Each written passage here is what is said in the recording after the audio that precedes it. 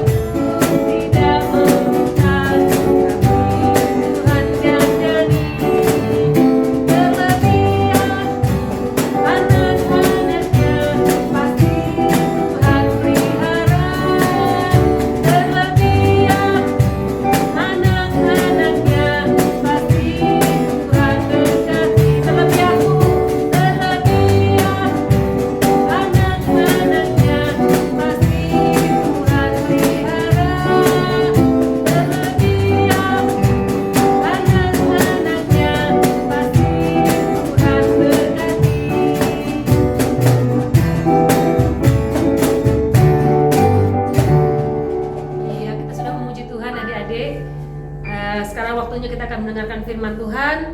Tetap bangkit berdiri, lipat tangan kita semua, ikuti tante berdoa.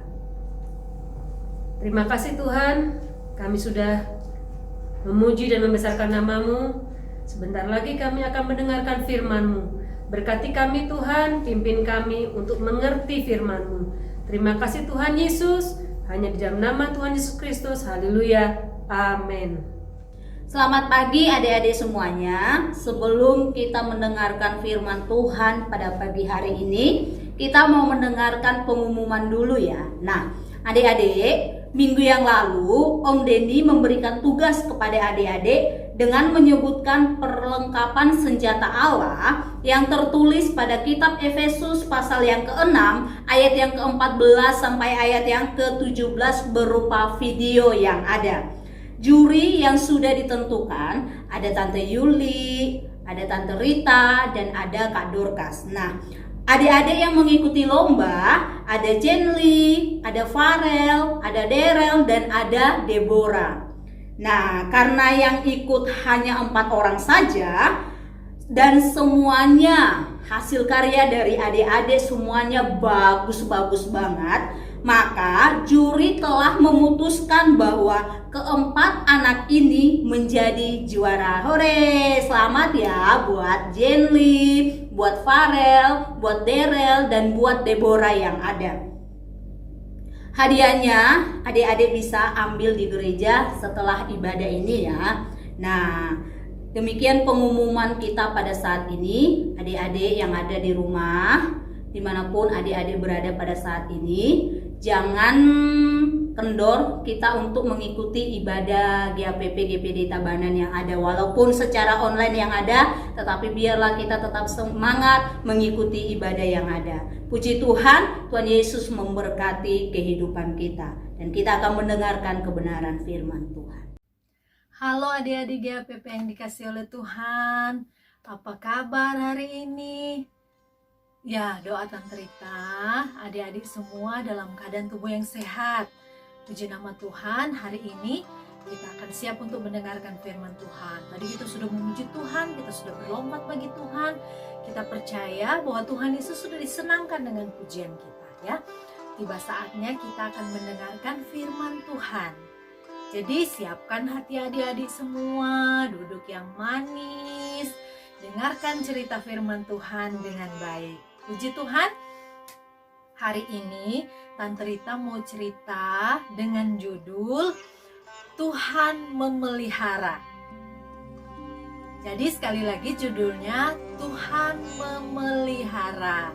Siapa di sini yang percaya kalau hidupnya dipelihara oleh Tuhan? Bisa angkat tangan.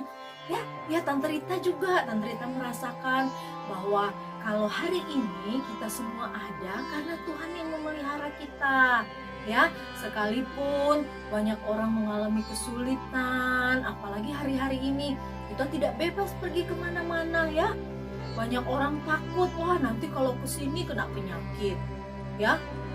Tetapi kita percaya, kita anak-anak Tuhan, kita dipelihara oleh Tuhan. Nah, hari ini kita akan mendengarkan satu cerita firman Tuhan tentang Nabi Elia dan seorang janda di Sarfat ya.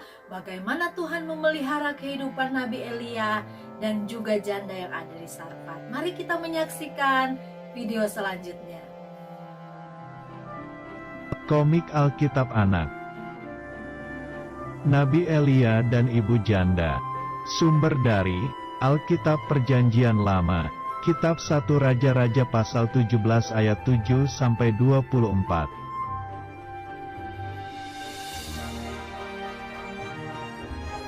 Raja Israel yaitu Ahab mempunyai sifat yang jahat.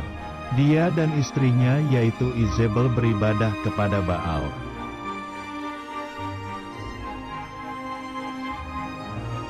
Nabi Elia berkata bahwa Tuhan beri hukuman tahun ini tidak ada hujan dan terjadi kelaparan.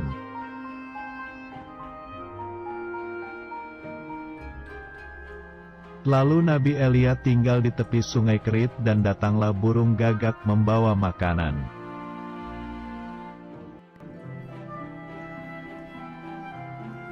Air sungai telah jadi kering. Tuhan perintahkan ibu janda di Sarfat akan memberi Nabi Elia makan.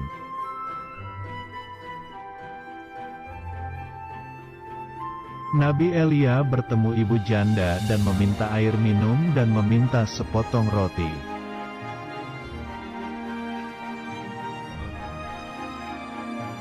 Tapi, ibu janda hanya punya sedikit tepung dan sedikit minyak untuk membuat roti terakhir.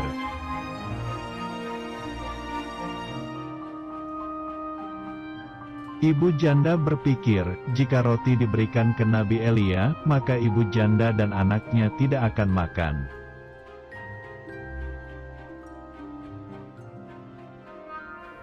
Tetapi ibu janda mentaati firman Tuhan, dia memberikan roti terakhir itu untuk Nabi Elia.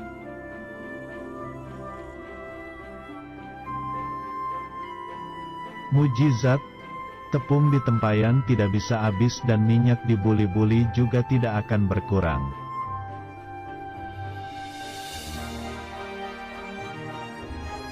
Maka ibu janda itu dapat membuat roti untuk anaknya setiap hari dan mereka tidak kelaparan.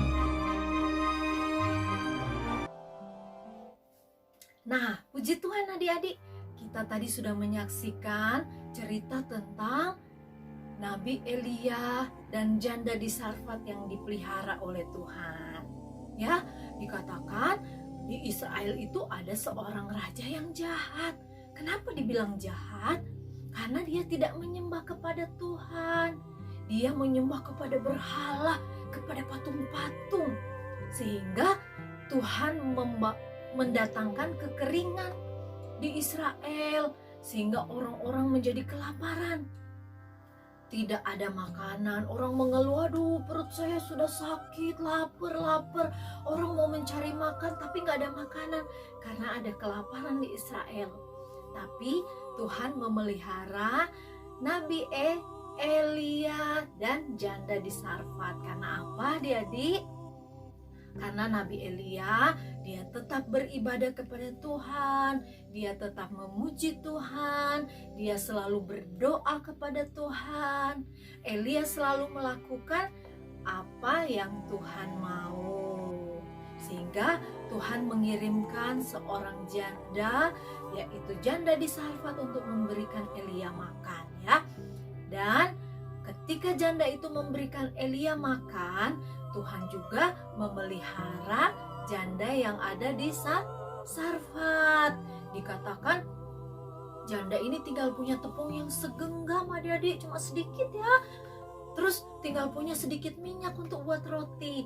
Tapi karena janda ini tahu memberi buat orang yang membutuhkan, jadi Tuhan memperhitungkan hal itu. Dan Tuhan memelihara janda yang ada di Sarfat. Dikatakan tepung yang tinggal segenggam gak habis-habis ya adik-adik ya.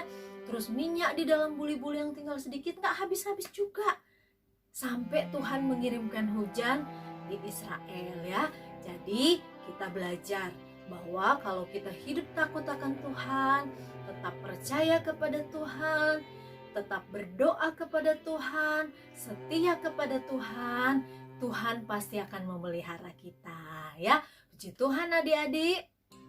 Itulah cerita firman Tuhan ya. Kita belajar bahwa kita semua ada dalam pemeliharaan Tuhan. Seperti Tuhan memelihara Nabi Elia dan janda di Sarfat, Tuhan juga akan memelihara kita semua ya. Puji Tuhan. Tante Rita mau kasih ayat hafalan buat adik-adik semua. Jangan lupa dihafal ya.